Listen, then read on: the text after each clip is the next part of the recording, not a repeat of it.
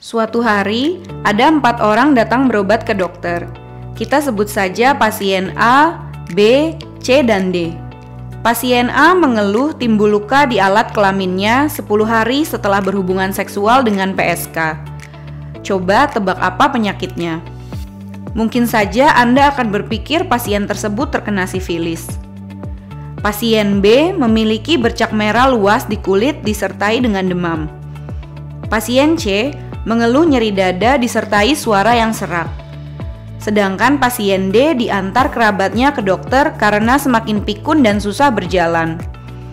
Menurut Anda, apa penyakit ketiga pasien tersebut? Apakah cacar air, serangan jantung, stroke, atau demensia? Apakah Anda berpikir ketiga pasien tersebut ternyata mengidap sifilis? Video kali ini akan membahas 7 fakta seputar sifilis. Di antaranya terkait karakter, penyebab, gejala, serta cara mencegah dan mengobatinya.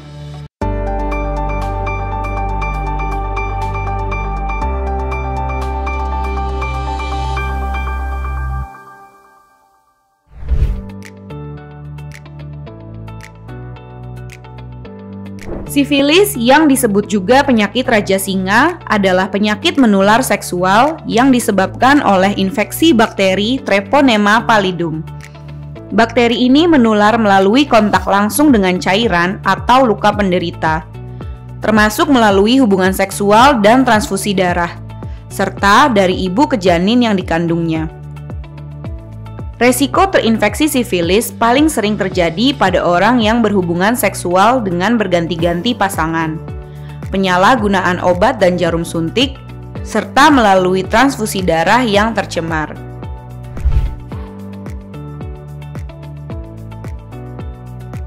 Bakteri Treponema pallidum tidak tahan terhadap kekeringan, suhu di luar 30 hingga 37 derajat Celcius, serta paparan disinfektan. Bakteri ini tidak dapat hidup lama di luar tubuh manusia. Secara alami, bakteri ini hanya menginfeksi manusia, tidak pada makhluk lain. Dengan bentuknya yang spiral, Treponema pallidum bergerak gesit menembus lapisan kulit. Dalam 30 menit sejak masuk ke dalam tubuh, bakteri ini sudah terdapat dalam peredaran darah, bahkan mencapai otak. Hanya butuh kurang dari 10 bakteri ini untuk menimbulkan penyakit. Treponema pallidum menyebabkan kerusakan pembuluh darah sehingga bagian tubuh yang dialiri darah melalui pembuluh darah yang terdampak menjadi rusak dan mati.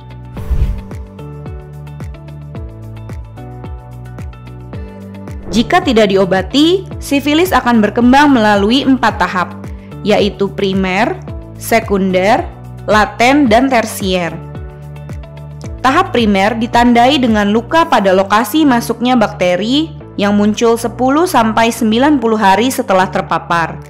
Tahap sekunder muncul 2-10 minggu setelahnya, berupa bercak merah di kulit yang meluas, mencakup telapak tangan dan kaki. Juga bisa disertai dengan demam, pegal linu, munculnya kutil di mulut atau alat kelamin, serta kerontokan rambut yang tidak beraturan. Tahap laten adalah ketika gejala tahap sekunder menghilang, namun bakterinya tetap ada di dalam tubuh. 30% penderita di tahap laten akan masuk ke tahap tersier, yaitu terjadi kerusakan otak, jantung, tulang, dan organ lain yang berlangsung bertahun-tahun.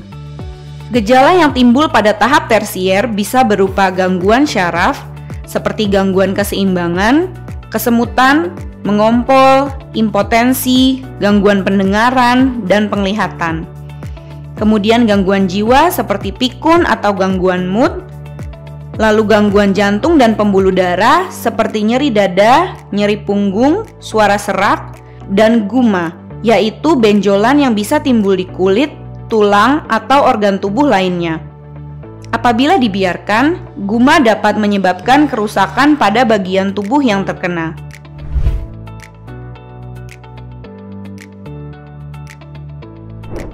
Apabila tidak ditangani dengan tepat, sifilis tersier akan menyebabkan kecacatan, kerusakan, dan kegagalan fungsi organ serta kematian. Infeksi sifilis meningkatkan resiko terinfeksi HIV, yaitu 2 hingga 5 kali lebih besar. Karena di samping cara penularannya sama, luka akibat sifilis di alat kelamin dapat menjadi jalan masuk virus HIV. Luka tersebut juga mudah berdarah saat berhubungan seksual, sehingga menjadi media perpindahan virus. Sifilis kongenital pada bayi yang dikandung adalah komplikasi paling serius dari sifilis pada ibu hamil. Resiko infeksi pada bayi lebih tinggi jika ibunya saat hamil menderita sifilis sekunder yang tidak diobati. Sifilis kongenital menyebabkan keguguran, bayi lahir mati, atau kematian bayi segera setelah lahir pada lebih dari 40% ibu dengan sifilis yang tidak diobati. Apabila bayinya hidup, infeksi sifilis kongenital dapat menyebabkan pilek, gejala kulit seperti pada sifilis sekunder, tuli kebutaan, kelainan wajah dan gigi, gangguan tumbuh kembang, serta kelainan berbagai organ lainnya.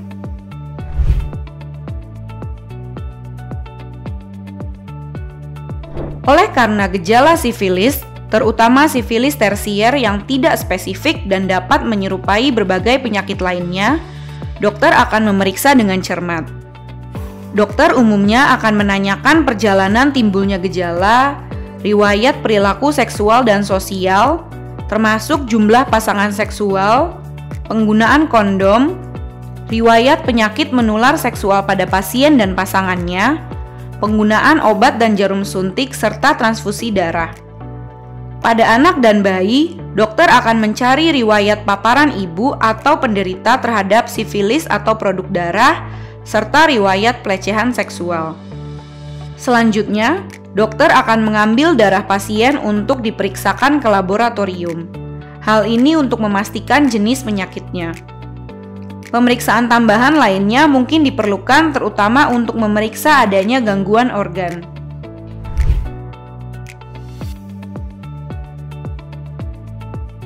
Semakin cepat didiagnosis, semakin cepat diobati, maka sifilis pun akan semakin cepat sembuh. Setelah dipastikan penyakitnya sifilis, dokter akan memberikan jenis antibiotik tertentu sesuai kondisi penyakit dan pasien. Pasien perlu patuh terhadap anjuran dari dokter, termasuk penggunaan obat dan kapan perlu konsultasi kembali.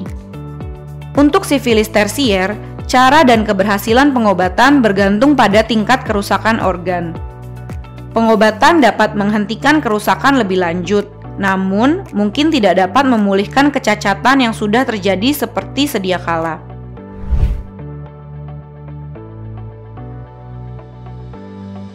Ada beberapa cara untuk mencegah penularan sifilis. Cara yang pertama adalah dengan mengenali apa itu sifilis. Hindari berbagi pemakaian jarum suntik dengan orang lain. Setia pada pasangan dengan melakukan hubungan seksual hanya kepada satu orang. Orang yang pernah terpapar atau menjadi sumber paparan juga perlu diperiksa dan diobati. Bagi orang yang pernah melakukan hubungan seksual dengan pasangan yang dinyatakan positif sifilis, perlu segera ke dokter untuk ditangani. Kemudian lakukan pemeriksaan rutin ke dokter untuk semua wanita yang beresiko, terlebih bagi wanita yang kemungkinan hamil.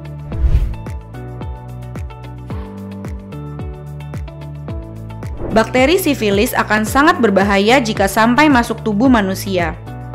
Mencegah penularan sifilis jauh lebih baik dibandingkan mengobati penyakitnya. Sifilis merupakan penyakit menular seksual yang mampu menyebabkan kematian, namun juga bisa sembuh jika diobati dengan tepat sedini mungkin. Oleh karena itu, penting mengenali gejala sifilis sedini mungkin dan segera obati sebelum terlambat. Sifilis, terutama sifilis tersier, memiliki gejala yang tidak spesifik dan dapat menyerupai berbagai penyakit lainnya. Ini memerlukan kecermatan yang tinggi bagi dokter dalam mendiagnosisnya. Oleh karena itu, kerjasama dan kejujuran pasien sangat diperlukan. Terima kasih telah menyimak video ini.